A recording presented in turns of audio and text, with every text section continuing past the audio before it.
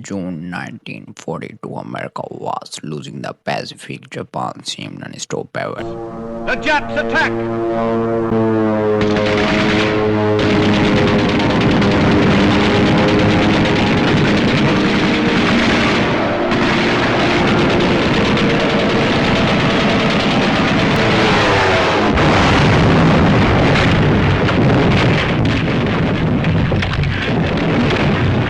And then one admiral made a decision so reckless, so dangerous that if it failed, the United States never might never recover. But somehow he triggered the most powerful fleet on earth. And what happened at Midway changed the World War II forever.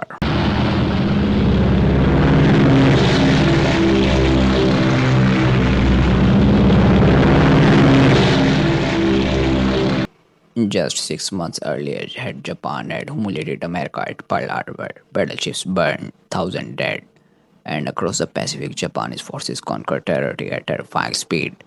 The Philippines, Singapore, Guam, Vega Island, everywhere Japan attacked, it won. Too many Americans, Japan looked invisible, but behind closed doors, inside a quiet intelligence room in Hawaii, something strange was happening. America's cryptographers were intercepting Japanese messages, fragments, numbers, codes, tiny piece of a massive puzzle, and buried inside these messages was a master's target code, AF. No one know about AF mean, but Admiral Chester Nimitz had a terrifying suspicion. If he was right, Japan was not finished, it was preparing a trap, and America had almost nothing left to stop it. Because after Pearl Harbor, the US Navy had only three aircraft carriers available in the Pacific. Three, that was it, lose them. And the Pacific belonged to Japan, but Nimitz was about to risk all three anyway. And even worse, he was going to gamble based on a guess.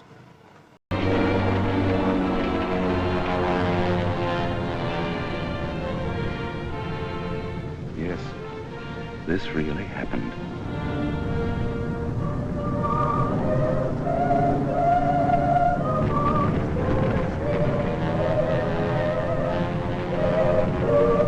The real battle before Midway did not begin with bombs, it began with information inside stations Hypo in Hawaii. American codebreakers worked day and night trying to crack Japan Naval Code GN-25. One of them, Commander Joseph E. Rockford, became obsessed with the mystery of AF. The Japanese keep mentioning it again and again and again. Something huge was coming. But where? Some officers believed AF could be anywhere in the Pacific. Others thought the Japanese might attack Alaska or Australia. Nobody knew for sure, and that uncertainty terrified Nimitz. Because if he guessed wrong, American carriers would be in the wrong place and Japan flat could destroy them one by one. Meanwhile, Japanese Admiral Isoroku Yamamoto was prepping the operation he believed would end the war. His plan was brilliant: lure America carriers into battle, destroy them, force the United States to negotiate peace, and Yamamoto had every reason to feel confident. Japan Navy had dominated every major naval battle so far. Its carrier pilots were light, its torpedo were deadly, its fleet was experienced. America was comparison was wounded, desperate, and still recovering from Pearl Harbor. But Yamamoto had one fatal weakness. He believed America would react predictably. He had no idea America was already inside his plans. One day, Rocky Ford proposed something unusual. What if they could force Japan to reveal what AF mean? So Nomites approved a bizarre deception. Midway Island would send an encrypted radio message saying its water production system had broken. Nothing secret, nothing suspicious. Just a routine complaint about fresh water.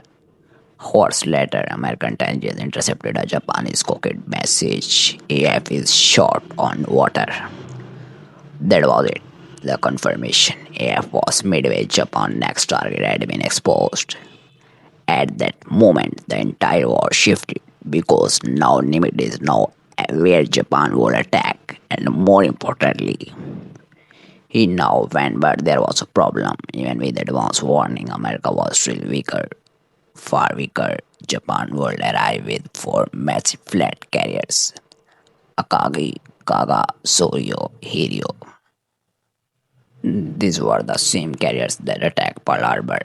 Wheaton Cross, Wheaton pilots, battle hardened killers. America only had three carriers available: Enterprise, Hornet, and the badly damaged Yorktown. Yorktown had been wrecked during the Battle of the Coral Sea.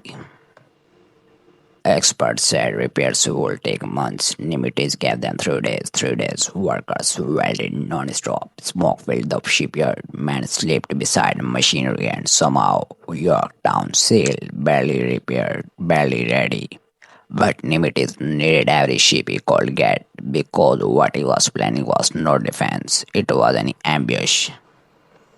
Yamamoto believed America was weak. He believed foreign confusion would paralyze the US Navy, so he divided his forces across huge distances. Battleships here, carriers there, support fleets hundreds of miles apart. One paper it looked overwhelming, but in reality it made coordination dangerously difficult. And then came another disaster. Japanese scout planes launched late. Some aircraft suffered mechanical problems. Critical information arrived slowly. Tiny delays, tiny mistakes, but battles are often decided by minutes. And Yamamoto still did not know the biggest truth of all. Nimitz was waiting hidden northwest of Midway, silent, watching. At dawn on June 4th, Japanese planes attacked Midway Island. Bombs exploded across the runway. Smoke filled the air. But Midway was not destroyed. Japanese commanders faced a private decision. Should they prepare another strike on the island, or arm planes for anti-ship attacks in case American carriers spared? That hesitations became catastrophic because below deck, Japanese crews began changing bombs and torpedoes. Fuel hoses stretched across hangars, ammunition was scattered everywhere. The carriers became floating bombs. Then the Americans arrived.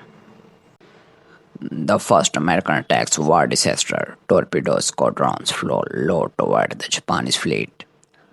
Almost all were shot down. Planes exploded into the ocean. Pilots dead one after another. It looked hopeless, but the storm attack accomplished something unexpected. They treasured Japanese fighters down to sea level and high above the jaws. American dive bombers were approaching unseen, lost, low on fuel, searching desperately. Then suddenly one pilot spotted a Japanese destroyer racing through the ocean. He followed it, and that tiny decision led him straight through the enemy carriers. At 10:22 a.m., hell fell from the sky. American dive bombers screamed downward. Sirens hauled, bombs dropped, and within minutes, Akagi burned, Kaga burned, Soryo burned. Three Japanese carriers were destroyed in less than 5 minutes. 5 minutes. The same carriers that attacked Pearl Harbor were now flaming wrecks. Japanese sailors jumped into burning seas. Aircrafts melted on flight decks. Smoke rose thousands of feet into the sky. The impossible had happened. But the battle was not over. One carrier remained, Hiryo, and Hiryo struck back hard. Japanese bombers found Yorktown. Explosions repeated through the ship. The carrier stopped dead in the water. Smoke buried from her decks. For a moment, it looked like Japan might still survive the disasters. But American scouts located Hiryo later that afternoon, and once again, dive bombers descended from the clouds. Hiryo erupted into flames.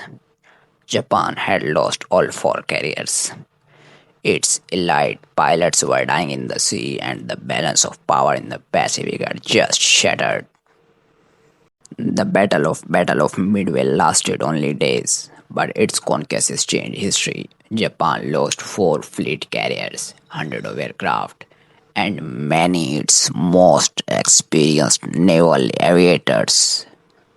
Losses it could never truly replace. America lost Yorktown and many brave pilots, but the United States could build faster, train faster, recover faster, and from that moment forward, Japan was no longer unstoppable. But perhaps the most incredible part of the story was how close it all came to failure. If the code breakers were wrong, if Yorktown was not repaired in time, if Japanese scout planes launched earlier, if American bombers arrived minutes later, history might look completely different because Midway was not a guaranteed victory, it was a gamble. A desperate gamble by a calm admiral willing to risk everything on intelligence, timing, and deception, and somehow, against possible odds, it worked. In later years, historians would call Midway the turning point of the Pacific War. But for the man who fought there, it was not strategy on a map. It was smoke, fire, fire, and 5 minutes that changed the world. Before Midway, Japan controlled the Pacific. After Midway, Japan was fighting to survive. So don't forget to subscribe the channel and like the video. Your one like and subscribe give me motivation. We will see you in the next one.